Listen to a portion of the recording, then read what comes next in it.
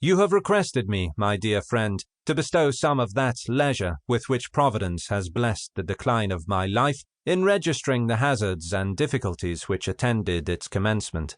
The recollection of those adventures, as you are pleased to term them, has indeed left upon my mind a checkered and varied feeling of pleasure and of pain, mingled, I trust, with no slight gratitude and veneration to the disposer of human events, who, guided by my early course through much risk and labour, that the ease with which he has blessed my prolonged life might seem softer from remembrance and contrast. Neither is it possible for me to doubt what you have often affirmed, that the incidents which befell me among a people singularly primitive in their government and manners have something interesting and attractive for those who love to hear an old man's stories of a past age.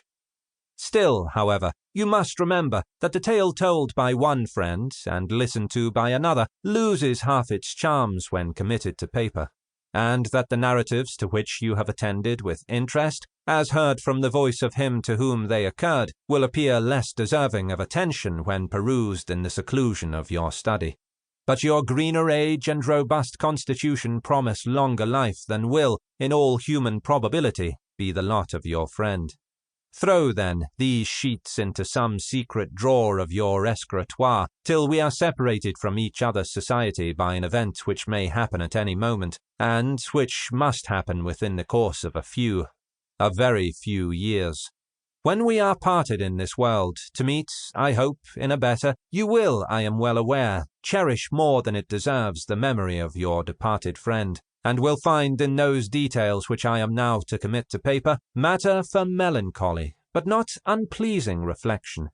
Others bequeath to the confidants of their bosom portraits of their external features. I put into your hands a faithful transcript of my thoughts and feelings, of my virtues and of my failings, with the assured hope that the follies and headstrong impetuosity of my youth will meet the same kind construction and forgiveness which have so often attended the faults of my matured age.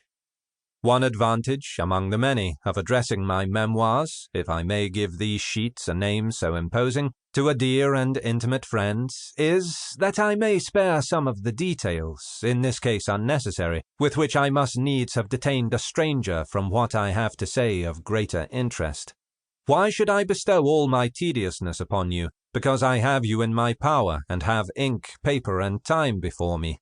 At the same time, I dare not promise that I may not abuse the opportunity so temptingly offered me to treat of myself and my own concerns, even though I speak of circumstances as well known to you as to myself. The seductive love of narrative, when we ourselves are the heroes of the events which we tell, often disregards the attention due to the time and patience of the audience, and the best and wisest have yielded to its fascination.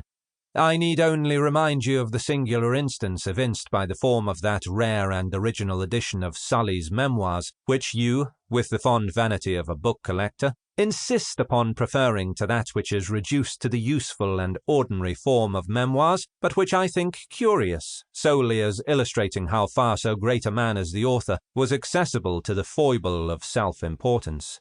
If I recollect rightly, that venerable peer and great statesman had appointed no fewer than 4 gentlemen of his household to draw up the events of his life, under the title of Memorials of the Sage and Royal Affairs of State, domestic, political, and military, transacted by Henry IV, and so forth.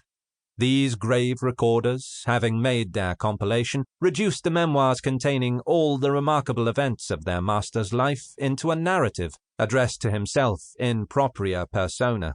And thus, instead of telling his own story in the third person like Julius Caesar, or in the first person like most who, in the hall or the study, undertake to be the heroes of their own tale, Sully enjoyed the refined, though whimsical pleasure of having the events of his life told over to him by his secretaries, being himself the auditor, as he was also the hero, and probably the author of the whole book.